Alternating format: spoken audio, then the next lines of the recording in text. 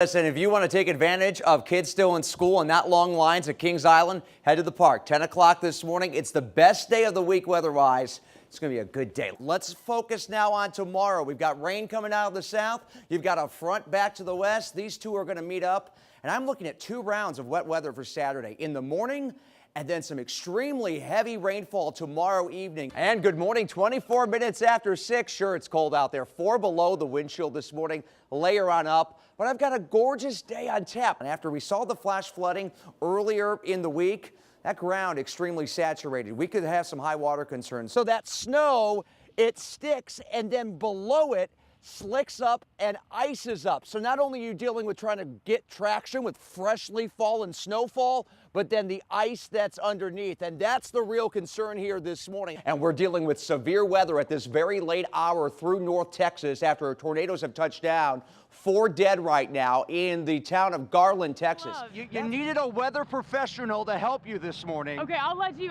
hat me. Do you mind if I mess the hair up? Oh, no, Go for it. You need the hat. There you go. How do I look? And then these are kind of like ski gloves, but you can have those too. too. Oh my God. I have a question for you. What? Do you want to build a snowman? No, I do not. I had a lot of people on social media who said they're ready. We haven't had snowman building weather this season. So At all. Let's get the kids out there. Is this enough accumulation, though? Tomorrow, 1 to 2 inches. We probably can get one in, especially if you're south of town. However, Friday's snow could build, Andre the Giant. A lot of it's melted on impact. The roads have been fine. Folks, this is nothing to fool with. Right now around Milford, back over to northern Clermont County, getting into Blue Ash. Extremely heavy snowfall. Please welcome Frank Marzullo!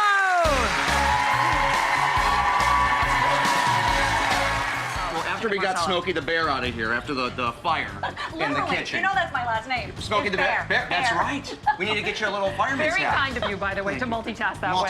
Have a great Thanksgiving, everybody. Leo can't talk yet, so I guess I'll say we'll go back inside of you. Right now at this late hour here on this Friday night, we've got a light sprinkle or 2 up towards Lebanon, Wilmington. I had a wipe or 2 on the windshield coming back from supper tonight, and that was about it. Notice down to the south, some of this rain fizzling on out, but our weather maker is the front that's back to the west. And this is what's going to give us, well, that opportunity tomorrow for some extremely heavy rainfall. And after we saw the flash flooding earlier in the week, that ground extremely saturated. We could have some high water concerns tomorrow. 63 degrees here on the overnight. Rain will develop after 1 a.m. Now, here's the front. It's back to the west at 10 a.m. tomorrow morning, but out ahead of it with the humid air, we're going to start firing up showers and thunderstorms. And as we get towards 6, 7, 8 o'clock tomorrow night, some extremely heavy weather from Mason to Maysville and everywhere in between moving in. Now, we work into Sunday morning, you get a little dry slot, but on the back edge of this, yeah, I see some showers popping back up early Sunday afternoon. They'll be scattered. Let me give you an up-close and personal look here. 6:30 tomorrow morning. Yeah, an early morning tea time. It's going to be wet from Hamilton to Cincinnati to Florence. We're going to have these scattered pockets of rainfall.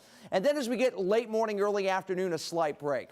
But once we get towards 2, 3 p.m., now from Hamilton to Cincinnati to Florence, we're starting to see these showers and thunderstorms firing up.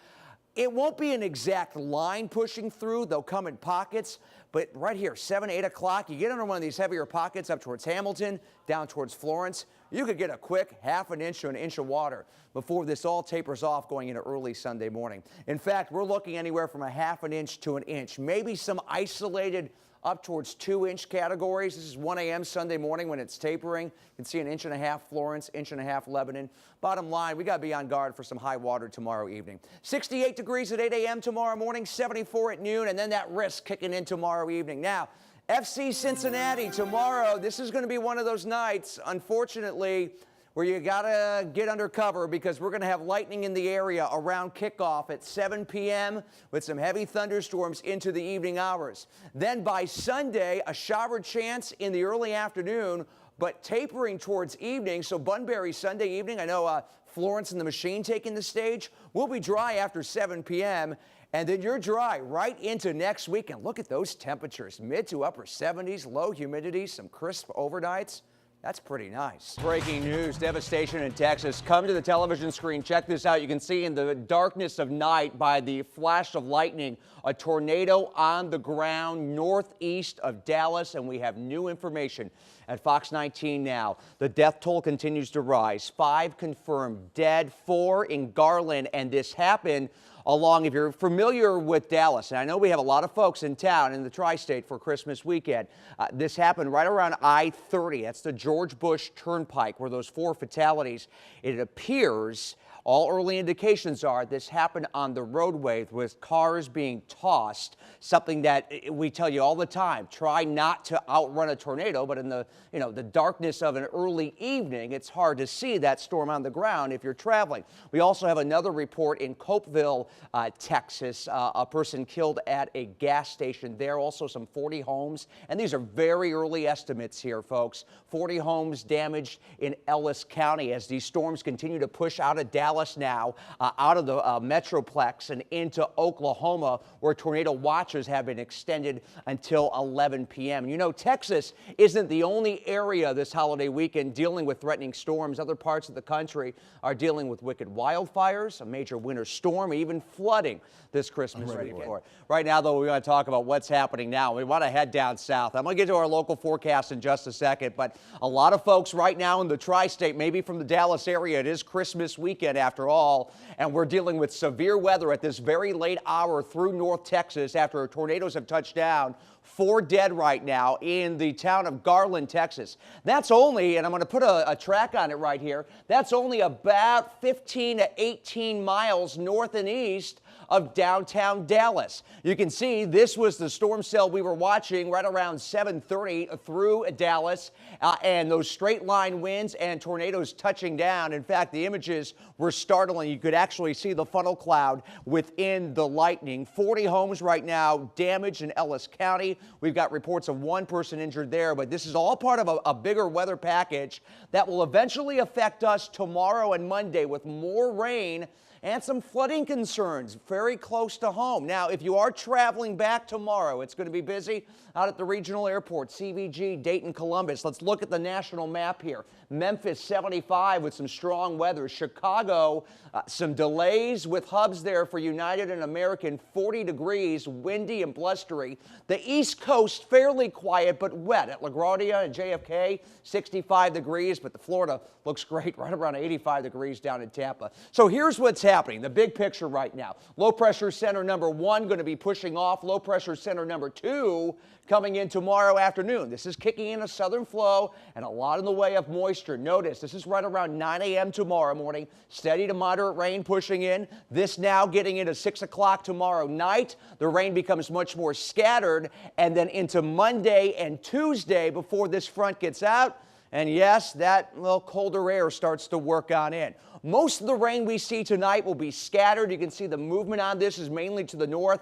That's why we've got flood watches until Monday night for all of our counties west of greater Cincinnati. But nonetheless, I want us to be on the lookout for some high water concerns. Let me put this into motion. This is 9 a.m. tomorrow morning, steady to moderate rain right into early tomorrow afternoon. And then by Sunday evening, the rain starts to taper a bit. Monday morning, we start out dry, but by mid-morning Monday, more rain into Monday afternoon.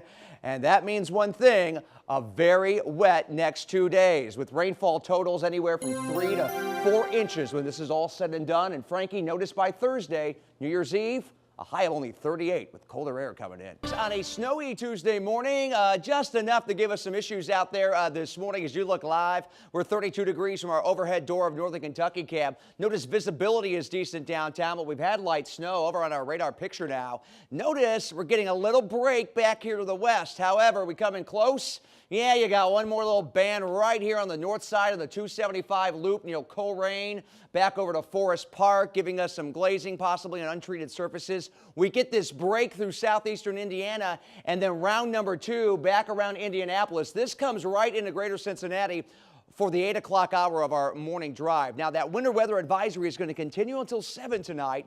The snow is going to end by noon, but the issue you can see on your first alert bar, left-hand side of your screen, we're down to 22 tomorrow. The issue is going to be falling temps this afternoon, and that could cause some refreeze and with some gusty winds behind this front, a little blowing and drifting. So that's why the winter weather advisory will continue until 7 tonight.